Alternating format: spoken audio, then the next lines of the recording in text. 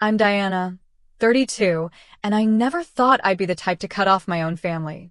My entire life, I watched my parents shower my sister Rebecca with everything while I worked for scraps of their attention. When my grandfather died, they convinced him to leave me nothing. Every penny went to them and my spoiled sister. For years, I'd been their financial safety net, giving over $42,000 I'll never see again. Then last month, Mom texted, "Mortgage is due." My response changed everything. I finally found the courage to say what I should have said years ago. Before I share what happened next, let me know where you're watching from in the comments. If you've ever had to stand up to family who took advantage of you, hit that like button and subscribe to hear how I finally broke free from financial abuse. Growing up as the eldest daughter in the Wilson family meant one thing: responsibility. From age 10, I was expected to set the example, get perfect grades, and help with my younger sister Rebecca. Meanwhile, Rebecca lived in a different reality altogether. I remember my 16th birthday. While my friends got cars and sweet 16 parties, I received a practical gift: a calculator for my AP calculus class and a lecture about saving for college. 3 years later, Rebecca's 16th birthday featured a weekend at a luxury hotel, a designer wardrobe, and the exact car I had saved 3 summers to buy myself. "Diana is so responsible," my mother Karen would tell relatives. "She doesn't need the extras Rebecca does." This sentiment followed me throughout my childhood.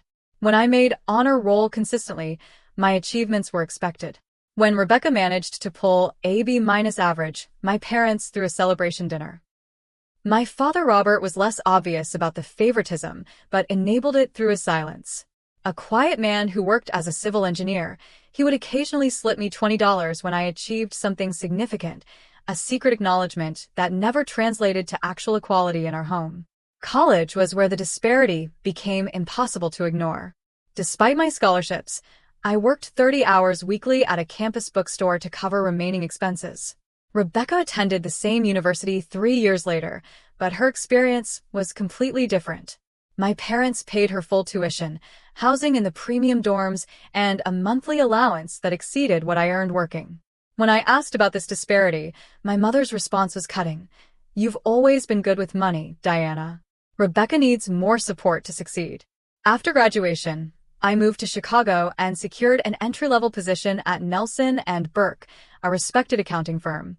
Those early years were difficult. My tiny studio apartment barely fit a bed and desk, but it was mine, earned through my own efforts. I climbed the corporate ladder methodically, building the financial stability my parents never taught me to expect. It was during this time I met Marcus at a friend's holiday party. A software developer with kind eyes and a practical outlook on life, he saw through my carefully constructed independence to the hurt beneath. "You're allowed to be angry about how they treated you," he told me on our third date, after I'd minimized yet another story about my family's dynamics. Despite the distance I'd put between myself and my hometown, I still called my parents weekly. I sent birthday and Christmas gifts. I visited for major holidays. Each time, I hoped for recognition that never came. Each time, I left with a mixture of disappointment and determination to finally stop seeking their approval. The pattern continued for years. When Rebecca dropped out of graduate school to find herself, my parents supported her financially without question. When she cycled through jobs, quitting whenever responsibilities became too demanding, they praised her free spirit. Meanwhile, my promotions and achievements received cursory acknowledgments. Nevertheless, I maintained contact. I told myself family was family, that surely things would balance eventually. That delusion shattered when my grandfather Theodore passed away last year. Grandpa Theo had been different from my parents. He noticed me. During family gatherings, he would ask about my career and genuinely listen to my answers. He kept a photo of me at my college graduation on his mantle. When I visited, he would slip me books about successful women in business with notes like, "Reminds me of you," written inside. He was the family member who made me feel valued. When he became ill, I took time off work to help care for him. I organized his medications, drove him to appointments, and spent evenings reading to him while my parents and Rebecca made occasional appearances.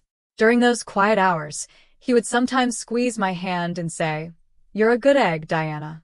Don't let anyone tell you different." So when I received the call about his passing, the grief was genuine. I flew home immediately, expecting to mourn with my family. Instead, I was about to discover just how deep the family favoritism ran and how it would ultimately force me to make the hardest decision of my life. The night before the funeral, sitting alone in my childhood bedroom, I found myself looking at old photographs of Grandpa Theo and me. In one, I was about 7, sitting on his lap while he taught me to fish. In another, he was standing proudly beside me at my high school graduation.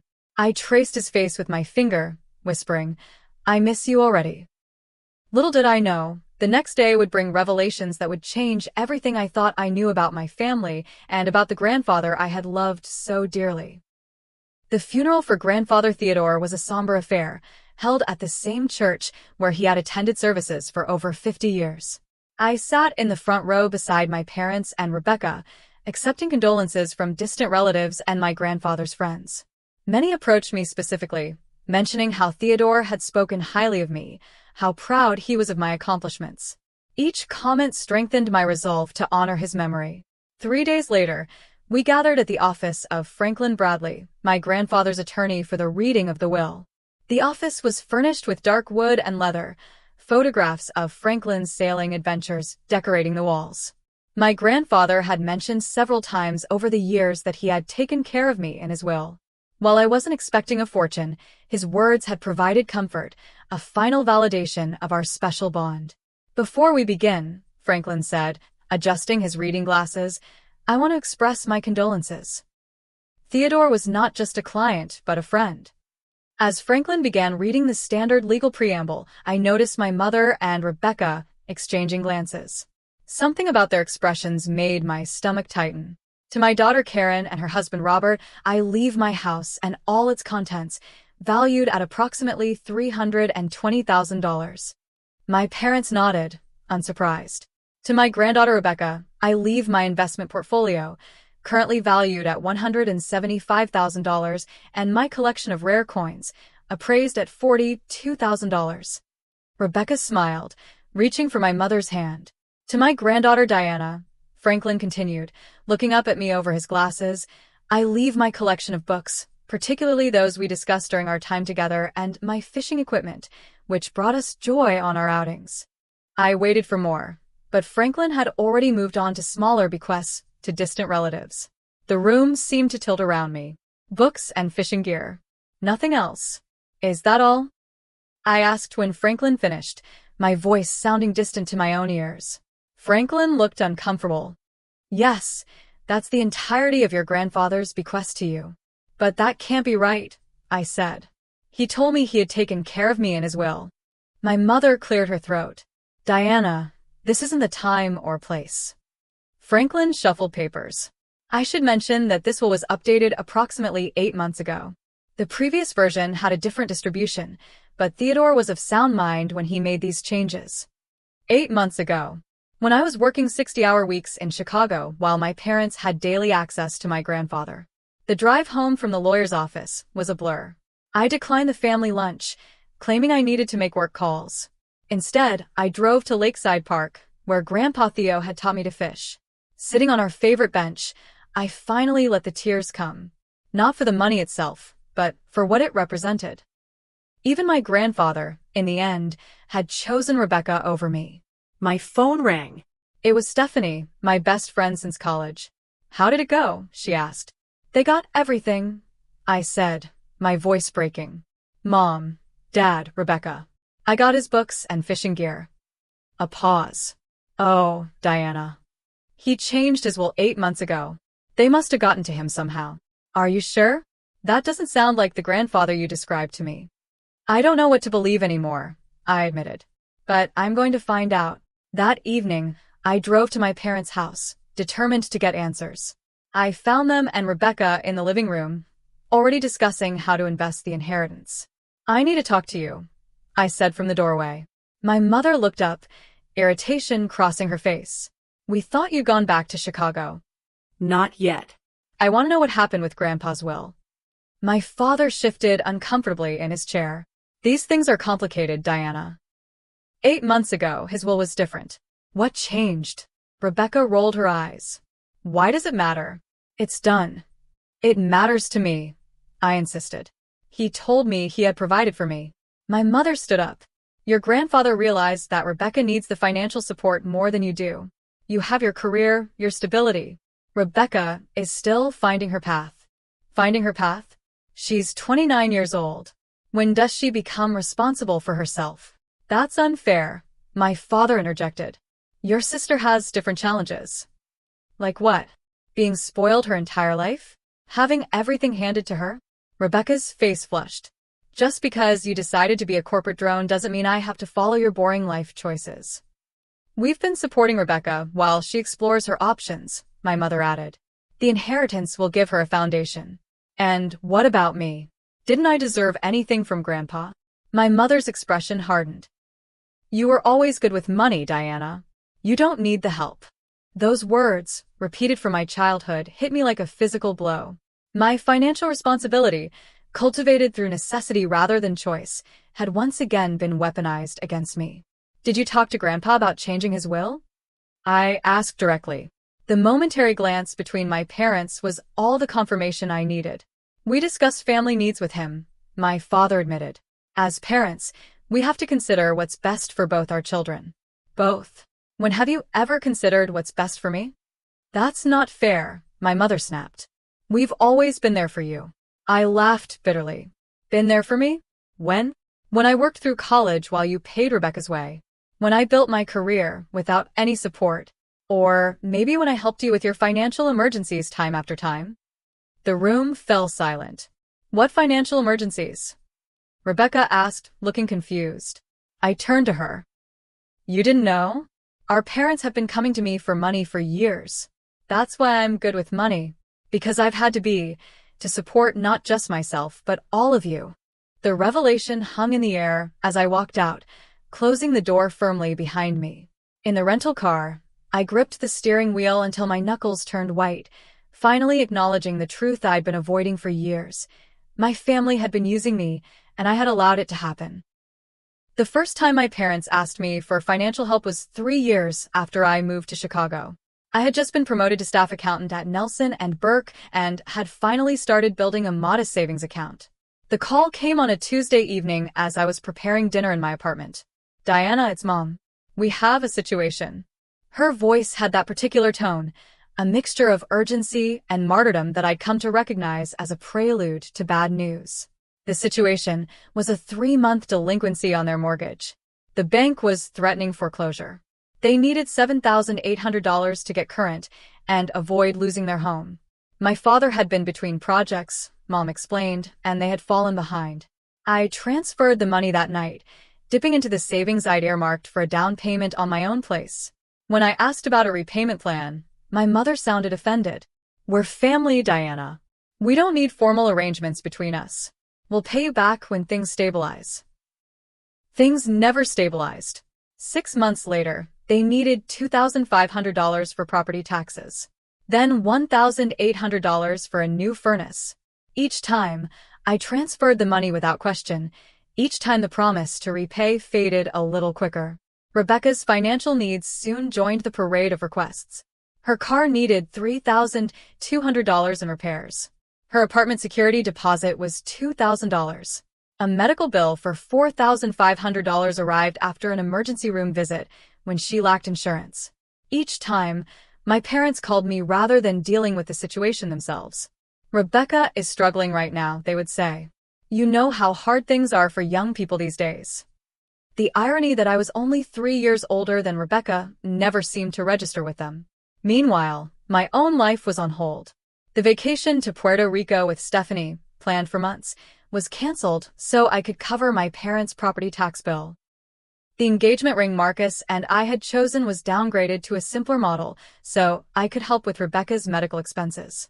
Marcus grew increasingly concerned. They're taking advantage of you, he said one night after I'd spent an hour on the phone with my mother about Rebecca's latest financial crisis. They're family, I replied automatically. What am I supposed to do? Let them suffer? They're adults who make choices. Bad financial choices repeatedly. And they know you'll bail them out, so they have no incentive to change. I defended them fiercely, though a part of me recognized the truth in his words.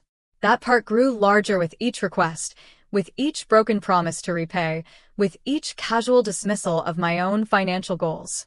After one particularly heated argument about boundaries, I created a spreadsheet documenting every loan I'd provided to my family.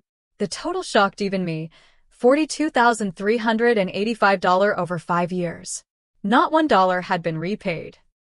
Despite this revelation, I continued to answer their calls, continued to transfer money when asked, continued to believe that somehow, someday, they would recognize my sacrifices and reciprocate the support I'd given them. My career progressed steadily. I made senior accountant, then supervisor. My income increased, but my savings remained stagnant. Friends my age were buying homes, taking international vacations, investing for retirement. I was subsidizing my family's lifestyle while deferring my own dreams. The requests always came at the worst possible times. When I was preparing for a major presentation, my mother would call about an overdue electric bill. When Marcus and I were celebrating an anniversary, Rebecca would text about rent money. Their emergencies always trumped my priorities. The manipulation was subtle, but effective. If I hesitated before agreeing to help, my mother would sigh dramatically. I guess we'll just have to figure something out. I was hoping not to burden your father with this worry, with his blood pressure issues. Or, Rebecca was counting on us to help, but I'll have to tell her we can't. She's been so fragile lately. Always the implication that a refusal from me would cause suffering, would make me the villain in the family narrative. And so I continued to give, continued to enable their financial irresponsibility. Marcus watched with growing concern. "This isn't sustainable," he said. "You're sacrificing your future for people who wouldn't do the same for you. You don't understand family obligation." I replied, though my conviction was weakening. "I understand healthy relationships," he countered. "And this isn't one." Our relationship strained under the weight of my family dynamics. Marcus wanted a future with me, one that included marriage, possibly children, financial security.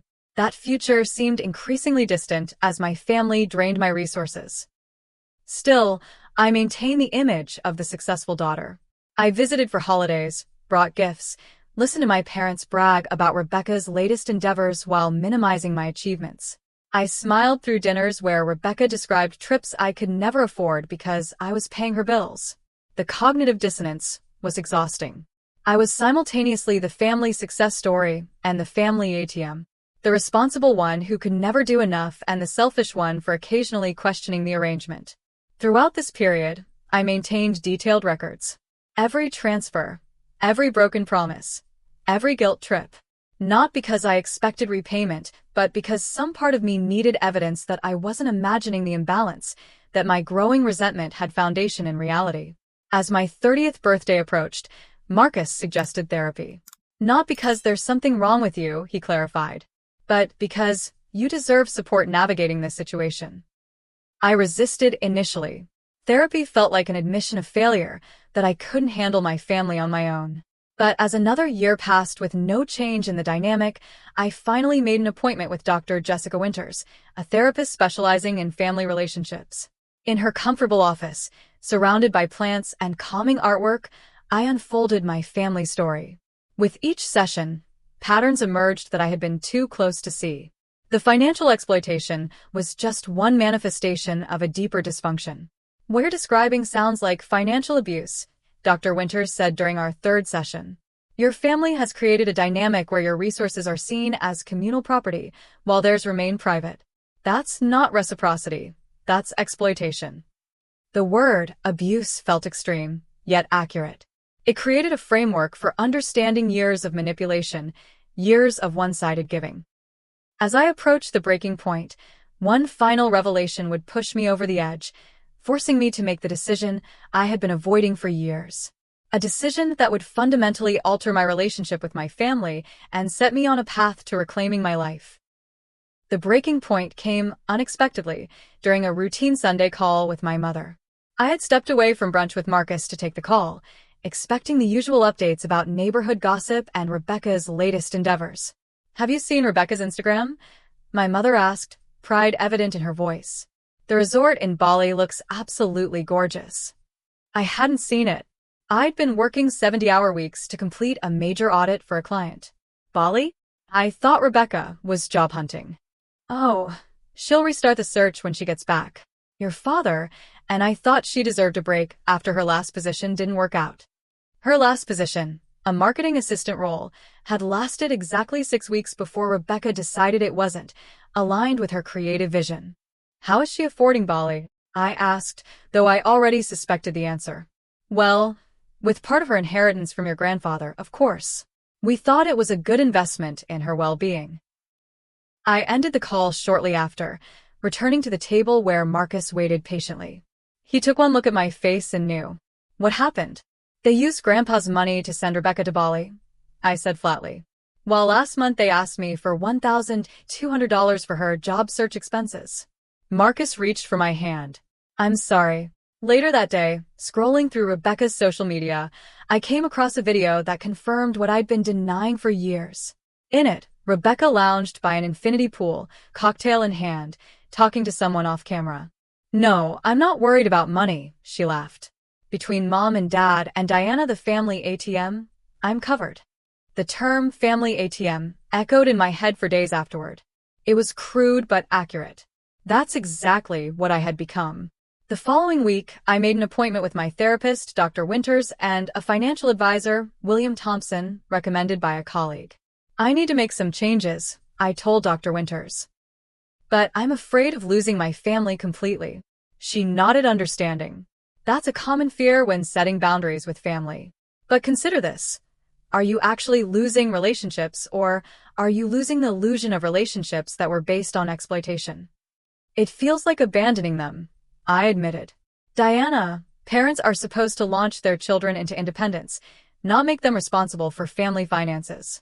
You're not abandoning them by expecting them to function as adults. Over several sessions, we worked on specific language for boundary setting, anticipating emotional manipulation tactics, and managing the guilt that threatened to undermine my resolve. Meanwhile, William Thompson helped me assess the financial damage and create a recovery plan. Based on your income and the amount you've been giving your family, you should have at least twice the savings you currently have, he noted, reviewing my finances. The good news is, you're still young enough to catch up once you stop the financial drain. Together, we created a plan: immediately cease all financial support to family, redirect those funds to rebuilding my emergency savings, then accelerate retirement contributions and begin saving for a home down payment. You need to protect yourself, William advised. Consider setting up accounts they don't know about, and perhaps even freezing your credit to prevent anyone from opening accounts in your name. The suggestion shocked me. My family wouldn't do that, I protested. William's expression was kind but firm. In my experience, when people are accustomed to accessing someone's resources and that access is suddenly cut off, they sometimes take desperate measures. For 2 weeks, I drafted and redrafted the email to my family. Marcus provided feedback, as did Dr. Winters. The final version was clear, firm, but not accusatory. Dear Mom, Dad, and Rebecca, after careful consideration of my financial situation, I need to inform you that I will no longer be able to provide financial assistance to any of you. The support I've provided over the years has impacted my own financial security, and I need to prioritize my future. This decision is not up for negotiation. Please respect my boundary by not asking me for money, either directly or indirectly. This change is effective immediately. I value our family relationship and hope we can move forward with mutual respect. Diana. My finger hovered over the send button for nearly an hour before I finally pressed it. Immediately afterward, I blocked all 3 of their numbers on my phone, giving myself a 48-hour buffer from the inevitable backlash. Then I went to dinner with Marcus, celebrating what felt like both an ending and a beginning. I'm proud of you, he said, raising his glass. This isn't easy, but it's necessary. I keep waiting for the guilt to hit, I admitted. But right now, all I feel is relief. The guilt would come, of course. And the anger, the hurt, the doubt. But in that moment, sitting across from the man who had stood by me through years of family drama, I felt lighter than I had in years. I had taken the first step toward reclaiming my life and my future. What I didn't know was how desperately my family would fight to maintain the status quo, and how much strength I would need to hold my ground. The initial response to my email was exactly as I had anticipated: silence. I imagined my mother reading it, lips pressed into a thin line, waiting for me to retract the boundary as I had done countless times before. When I unblocked their numbers after 2 days, there were no missed calls, no frantic texts. Just silence. They think I'll cave, I told Marcus over dinner. They're waiting me out. He nodded. That's been the pattern. You set a boundary, they ignore it. You eventually give in. Not this time, I said with more confidence than I felt. The silence lasted exactly 1 week. Then the campaign began. First came the casual text from my mother. Just checking in, sweetheart. Haven't heard from you in a while. No mention of my email, as if it had never existed. When I responded with general pleasantries but no financial offers, the tone shifted. Your father and I were talking about that loan you gave us last year. We're planning to start repaying it soon. A carrot dangled, with no specific timeline or amount. Next came voicemails, increasingly emotional. Diana, it's Mom. I'm worried about you. This isn't like you, cutting off communication with family. Please call me back. I hadn't cut off communication, only financial support, but in my family's mind, they were apparently the same thing. My father's attempt was more direct. He called on a Sunday afternoon, his voice gruff with discomfort. Diana, about this email. Your mother is very upset. I understand this is a change, Dad, but my decision stands. We're not asking for handouts, Diana. Just family helping family. Dad, I've given over $40,000 to you and Rebecca in the last 5 years. None of it repaid. That's not family helping family. That's one family member supporting 3 adults. A heavy sigh. You've always been so black and white about things. The conversation ended with no resolution, just a vague hope expressed by my father that I would come to my senses. Rebecca's approach was different. She waited 3 weeks, then called late one evening when she knew I'd be alone, as Marcus had a regular Tuesday night gaming session with friends. Dee, I need to talk to you, she said, using the childhood nickname I hadn't heard in years. What's up, Becca? I matched her casual tone. I'm in a bit of a situation. My credit cards are maxed out, and I've got some bills coming due. I was hoping you could help just this once. I can't do that, Rebecca. I was clear in my email. That was about Mom and Dad, not me, she protested. Besides, this is different. It's an emergency. What's the emergency exactly? She hesitated. Well, I need to pay rent, and there's this course I enrolled in for digital marketing. It's an investment in my future. That's not an emergency, that's poor planning. I'm sorry, but my answer is no. Her voice hardened. Fine. But you should know, if I can't make rent, I'll have to move back home. And Mom and Dad can't really afford another person right now. The threat was clear. Help her, or she'd become our parents' problem, which would inevitably become my problem again. That's a decision you'll have to make, I said, maintaining my resolve. I love you, but I can't keep enabling financial irresponsibility. She hung up without another word. The next day, Rebecca posted a vague but pointed message on social media about family members who only care about money. Several relatives commented, asking what had happened, and Rebecca shared a carefully edited version of our situation, casting herself as the abandoned sister and me as the heartless corporate drone who had abandoned family values. I didn't respond publicly. Instead, I forwarded the post to Dr. Winters, who reminded me that public shaming was a common tactic when direct manipulation failed. Stay the course, she advised. Engaging only validates the tactic. For weeks after my email, the situation escalated dramatically. A text arrived from my mother at 7 a.m. Mortgages due. We're short $2,100. Can you transfer today? We'll pay back next month. No acknowledgement of my boundary. No explanation for the shortfall. Just the expectation that I would comply as always. I took a deep breath and replied with a response I had practiced with Dr. Winters. I'm sorry to hear you're struggling, but as I stated in my email, I am no longer in a position to provide financial assistance. The response was immediate. This isn't like you, Diana. We're family. We need you. I turned off my phone and headed to work, focusing on the major client presentation I had that morning. When I checked my messages at lunch, I had 17 texts and voicemails from both parents, each more desperate than the last. Please, Diana, we could lose the house. Your father isn't well. This stress isn't good for him.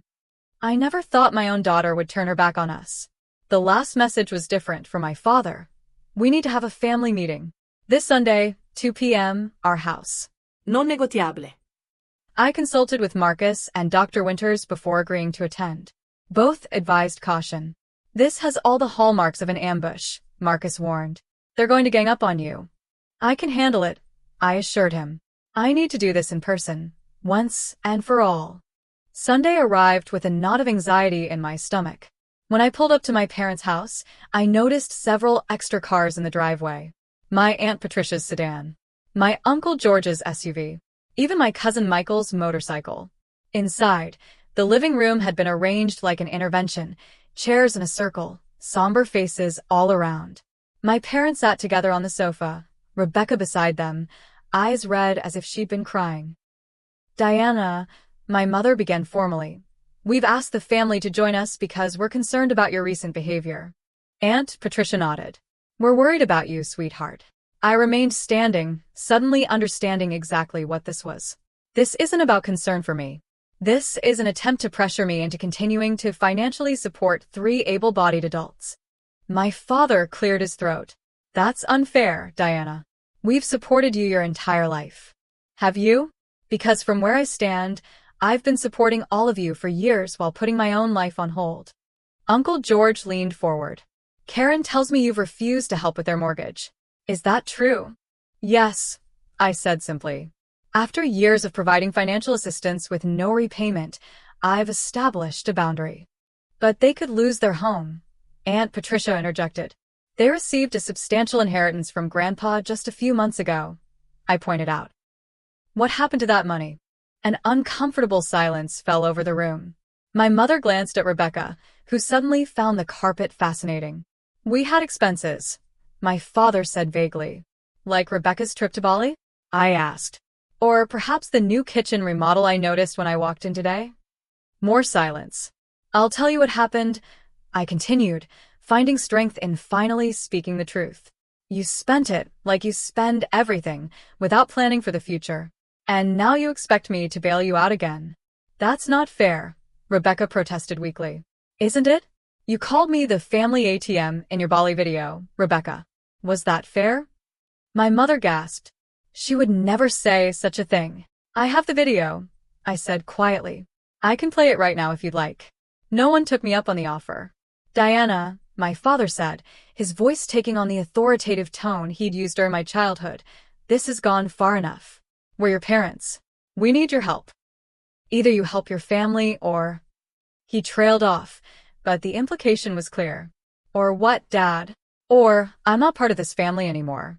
Isn't that what happened when you convinced Grandpa to cut me out of his will? When you decided that Rebecca deserved his money, but I didn't? Another uncomfortable silence. That was different, my mother finally said. We needed to secure Rebecca's future. And what about my future? Who secured that? You've always been able to take care of yourself, she replied. And there it was, the fundamental truth of our family dynamic. My capability had been used against me my entire life. Because I could survive without their support, I was expected to. Because Rebecca couldn't, or wouldn't, she received everything. I looked around the room at my assembled family, seeing clearly for the first time how deeply entrenched the dysfunction was. This wasn't going to be resolved in one confrontation. Perhaps it would never be resolved. I'm leaving now, I said quietly. My decision stands. I will not provide financial support to any of you going forward. If that means I'm no longer welcome in this family, then that's a consequence I'll have to accept. As I walked toward the door, my mother called after me, her voice breaking. Diana, please. The mortgage is due tomorrow. We don't have anywhere else to turn. I paused at the threshold, a lifetime of conditioning urging me to turn back, to fix their problems, to be the responsible one yet again. But something had shifted inside me. The guilt remained, but alongside it was a newfound clarity.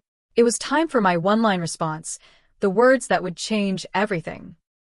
Standing at the threshold of my parents' home, surrounded by family members who had gathered to pressure me into continuing financial support, I felt a strange calm descend. Years of anxiety about family approval, of guilt for setting boundaries, of fear about being cut off, suddenly seemed distant and inconsequential. I turned slowly to face my mother, whose expression wavered between anger and desperation. "You've already cut me out of your inheritance," I said evenly.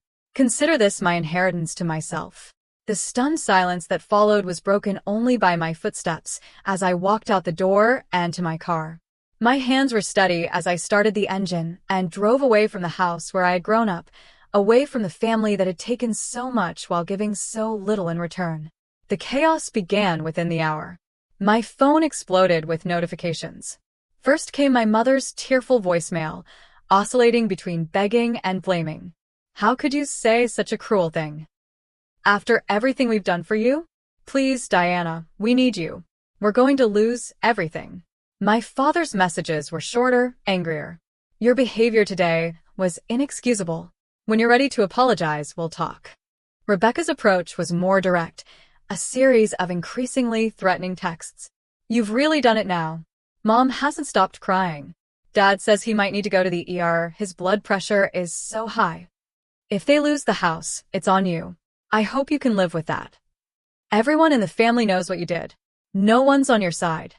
The last one gave me pause. Was that true? Did the entire extended family see me as the villain? I pushed the thought aside. Their perception was based on a carefully crafted narrative from my parents and sister, one that positioned me as the ungrateful daughter who abandoned her family in their time of need, rather than the exploited provider who finally set a healthy boundary. As predicted, the flying monkeys arrived next. Calls and messages from extended family members, some concerned, others accusatory. "Your mother is devastated, Diana. Surely there's some compromise. Family helps family. That's how we were raised. I never thought you'd be so heartless." With each message, I felt my resolve strengthening rather than weakening. I implemented the strategy Dr. Winters and I had developed for exactly this scenario. First, I temporarily blocked all family numbers to give myself space to process. I set up email filters to direct family messages to a separate folder I could check when emotionally prepared. I tightened privacy settings on social media and temporarily deactivated accounts where the drama was most intense. Then I activated my support system. Marcus came over with takeout and a reassuring presence. Stephanie called with words of encouragement. Colleagues invited me to dinner, creating evenings of normalcy amidst the family chaos. A week into the fallout, I received an unexpected call from Aunt Patricia. Hesitantly, I answered. "Diana? It's your aunt. Please don't hang up." "I'm listening," I said cautiously. "I owe you an apology," she said, surprising me. "I didn't understand the situation when I came to that family meeting. I've been talking with your mother for years about her expectations of you, but I didn't realize how far it had gone." "You have?" Yes. "After you left, things escalated. Your mother admitted some things in her distress that painted a very different picture than what she'd told us before. I want you to know, I support your decision to set boundaries." Her words were like a lifeline thrown into choppy waters. I wasn't alone. Not everyone in the family believed I was the villain. A few days later, another surprise. A text from my cousin Michael. "Hey Diana, just wanted to say I get it. They did the same thing to me a few years back when I got my bonus. Never paid me back either. Stay strong." These unexpected allies provided validation when I needed it most. Their support reinforced what Dr. Winters had been telling me.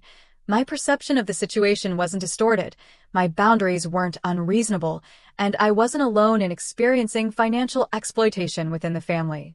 As weeks passed, I processed the complex emotions through journaling, therapy, and long conversations with Marcus. The grief was perhaps the most surprising element, a deep mourning for the family I had wished for rather than the one I actually had. "It's like they died," I told Dr. Winters during an intensely emotional session. "Except they're still alive, still sending manipulative messages, still trying to make me feel guilty."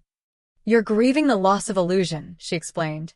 "The illusion that they would eventually change, that they would one day appreciate your sacrifices, that they would eventually treat you with the same consideration they show Rebecca. That's a profound loss, and it deserves to be grieved." My parents eventually found a way to make their mortgage payment without my help.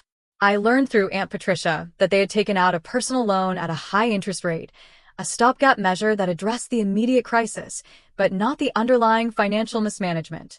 Rebecca moved back home, temporarily, a situation that I suspected would become permanent. Without my financial support, and with her inheritance funds depleted, her independent lifestyle was no longer sustainable. The hardest part was the knowledge that they still didn't understand. In their narrative, I remained the villain, the daughter who abandoned her family when they needed her most.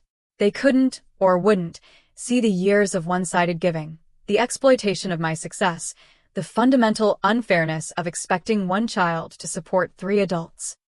But with each passing week of maintained boundaries, with each financial decision that prioritized my future rather than their present, with each conversation with supportive friends and family, I grew stronger in my resolve. The guilt receded, replaced by a growing sense of peace, of rightness, of long overdue self-respect. 6 months after that fateful family meeting, I received a letter from my father. Unlike the emotional manipulations of previous communications, this one was reflective, almost humble. "Diana," he wrote, "I've been doing a lot of thinking. While I don't agree with how you've handled this situation, I'm beginning to understand why you felt you had to take such drastic measures. Your mother and I are making changes. It's not easy at our age, but we're trying. I hope someday we can rebuild what's been broken between us." It wasn't an apology, not really, but it was an acknowledgement, a small step toward potential reconciliation on new, healthier terms. As for Rebecca, her silence continued. Of all the family relationships, hers would likely be the slowest to heal, if it ever did. Her identity had been built around being the favored child, the one who deserved support and special treatment. My refusal to participate in that dynamic threatened that identity at its foundation. But for the first time in my adult life, I was living without the constant drain of family financial emergencies, without the guilt of never doing enough, without the resentment of unequal treatment. I was building a future based on my own priorities rather than compensating for my family's poor choices. The one-line response that had changed everything, that had finally broken the cycle of exploitation, echoed in my mind during moments of doubt. "You already cut me out of your inheritance. Consider this my inheritance to myself." It wasn't just about money. It was about worth, about value, about the fundamental right to prioritize my own well-being. It was about reclaiming the life that had been on hold for too long.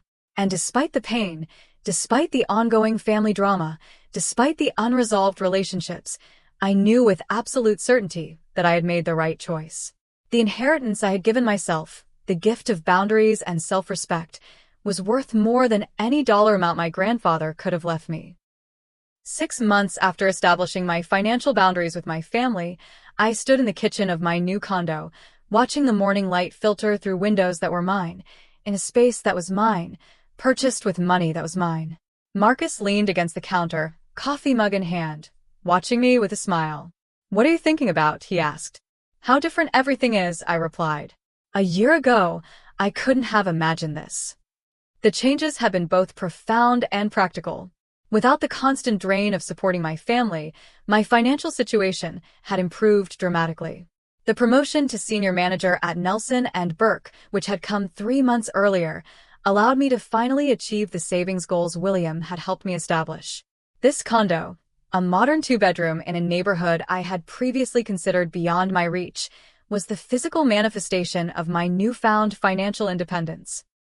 Every piece of furniture, every decorative touch, had been chosen with intention rather than desperation or compromise. My relationship with Marcus had strengthened through the family crisis. He had been my rock, offering support without judgment, respecting my decisions even when they were difficult.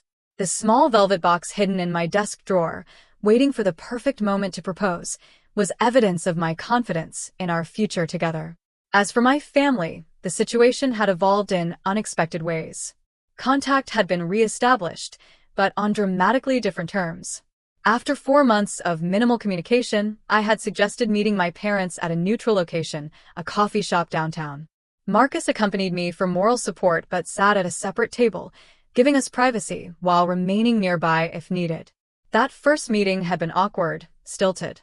My mother looked older, the stress of financial readjustment evident in the new lines around her eyes. My father seemed diminished somehow, his customary authority replaced by a wary uncertainty. "You look well," my mother said, studying me closely. "I am well," I confirmed. "How are things with you?"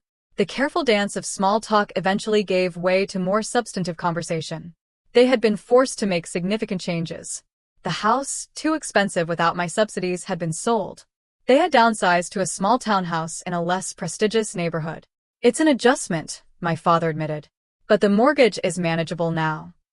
My mother had taken a part-time position as an administrative assistant, her first job in over 20 years. "The hours are reasonable and the extra income helps," she said, a hint of pride in her voice that I had never heard before. I established clear parameters for our renewed relationship. We could meet in public places. We could talk on the phone at scheduled times. Financial discussions were off-limits unless they pertained to their progress toward independence. Any violation of these boundaries would result in another period of no contact. They agreed, perhaps because they had no choice, perhaps because they had finally begun to understand the damage their behavior had caused.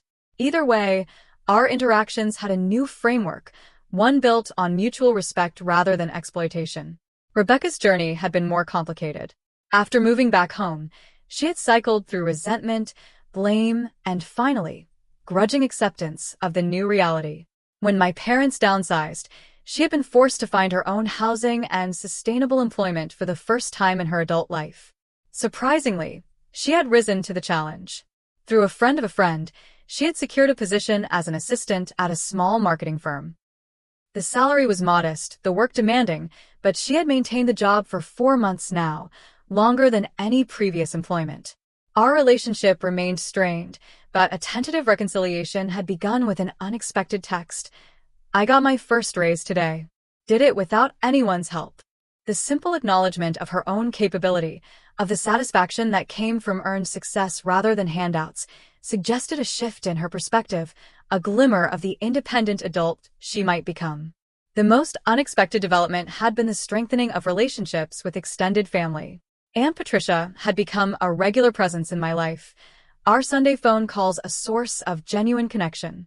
Cousin Michael and I met for dinner monthly, sharing stories and support. These relationships, previously overshadowed by the intensity of my nuclear family dynamics, now flourished in the healthier emotional environment I had created. As for my grandfather's legacy, I had found peace there too. The books he had left me, once a painful reminder of disinheritance, now held pride of place in my new home office. His fishing gear, carefully restored, hung on the wall of the second bedroom. These mementos, initially seeming like consolation prizes, had become treasured connections to the man who had seen my worth when others had not. "We should invite Stephanie and David over for dinner this weekend," Marcus suggested, pulling me back to the present moment. "Celebrate the new place properly." "That sounds perfect," I agreed, mentally planning the menu, enjoying the luxury of entertaining friends in a space that felt truly mine. Later that evening, as Marcus and I discussed our future, I felt a sense of possibility that had been absent during the years of financial entanglement with my family. "I've been thinking about starting my own practice," I admitted. "A small accounting firm focused on helping women achieve financial independence. Something that combines my professional skills with what I've learned personally." "You'd be amazing at that," Marcus said. "And the timing might be right with your client base and reputation." "It's a risk," I acknowledged. "The best things usually are," he replied, squeezing my hand. "And if anyone knows how to manage risk wisely, it's you." As we discussed potential business models and timelines, I realized how profoundly my perspective had shifted. A year ago, such a venture would have been impossible, not just financially, but psychologically. The constant drain of family demands had left no space for my own dreams, no energy for building a future truly aligned with my values. The boundaries I had established, painful as they were to implement, had created space for growth, for possibility, for a life defined by choice rather than obligation. The inheritance I had given myself, the gift of financial and emotional autonomy, had yielded returns beyond what I could have imagined.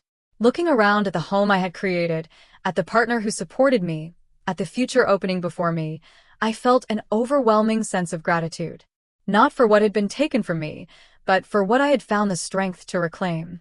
This was my inheritance, earned through courage and boundaries, through saying no to exploitation and yes to self-respect. This was the legacy I would build, not from money handed down, but from values held firm through difficulty. This was my life, finally and truly my own. What would you do if you were in my situation? Have you ever had to set difficult boundaries with family members who took advantage of you financially? Comment below and share your experiences. If you found value in my story, please hit the like button and subscribe to hear more real-life stories about standing up for yourself. And if you know someone who might be struggling with similar family dynamics, share this video with them. Sometimes knowing we're not alone makes all the difference. Thank you for listening to my journey, and remember, it's never too late to create healthy boundaries and reclaim your life.